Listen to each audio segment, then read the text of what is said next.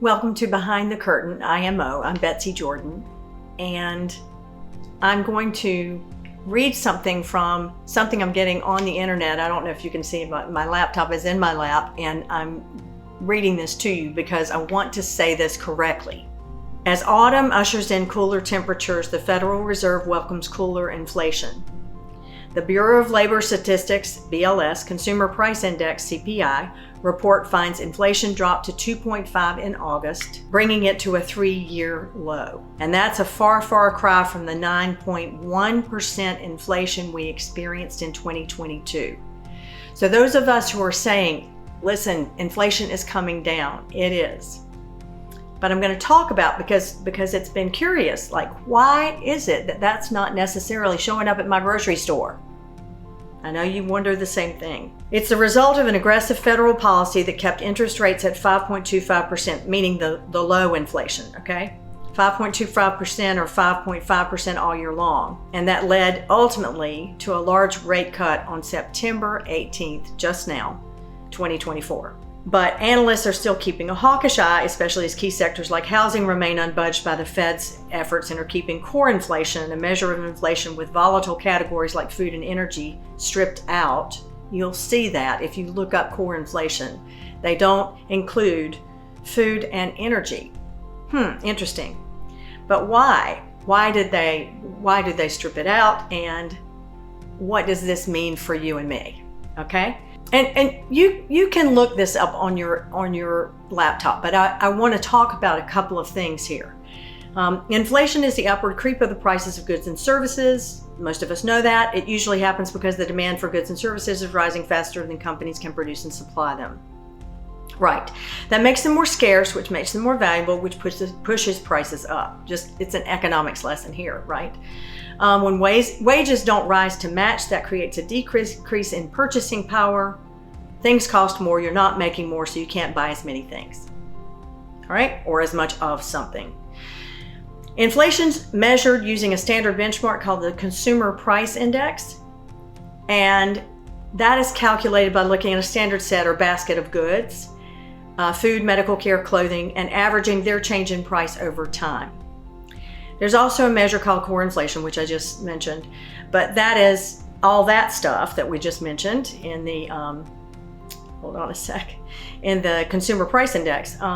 Core inflation, which is all that stuff minus food and energy prices. Hold on. The last measure to know is called personal consumption expenditures, PCE. It's a bit broader than CPI and weighs some things like healthcare a bit more heavily. It's also the measurement that the Federal Reserve considers the most when they make their policy decisions. Now, this is from newsletter Elevest, and I just looked this up because I was like, I really want to understand. So what drove August 2024's inflation numbers? So what is keeping inflation afloat? Shelter costs. And shelter accounted for more than 70% of core CPI's gain in the 12 months ending in August. So shelter prices have like a longer time because they don't collect rent data every month. It's collected every 6 months. So readings on rent inflation are delayed. So that is why some of the core inflation numbers were elevated. But it may take several years for CPI readings to accurately reflect the current market. So that's interesting, but not helpful. The price of car insurance remains stubbornly high. Okay, but the worst is behind us. We should continue to see more stability in rates going forward. We're hearing from carriers that they've stopped filing for new rate increases with state regulators and have pivoted toward looking for ways to increase new business with policy sales. It's about time that insurance companies did this, right? Don't keep raising my rates. Look for economies of scale. That's what we need for them to do. So then they give you some advice about how to manage your money, and I can't give that advice. I'm not a financial advisor. But I will tell you this. I will say that personally, it's probably less advantageous for you to keep your money in a depository account, even though you may feel like it's being insured. It's only insured up to, I think, about 25%. So, and then if you should happen to lose it, then you only get to, you can claim it, but you probably don't get your money back. They have like 99.9 years to refund all your money.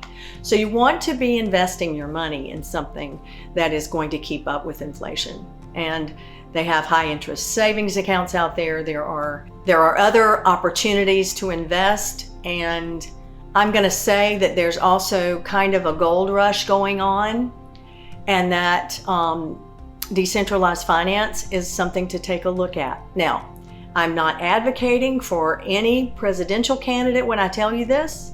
I'm just saying that the way that the market is right now, you would do well to keep as little as possible in cash and to invest in something that is going to be interest-bearing and compounding on a regular basis, so that you will keep up ahead of inflation and be able to have something for later in your life, right? There are some index funds that are available that are based on the Standard & Poor's index. There are things to do that involve crypto, which involve investing in liquidity pools, which give you higher interest rates, aren't as risking as investing in alternative altcoins or Bitcoin, or well, it is based on Bitcoin. But the point is, there are some things out there to look at that are beginning to be more dependable and more reliable at paying you a certain interest for the use of your money. And that's just the best advice I can give you. Now, what we look at when we go to vote, of course, is the state of the economy. But I have said this, and I'm going to say this over and over again to people.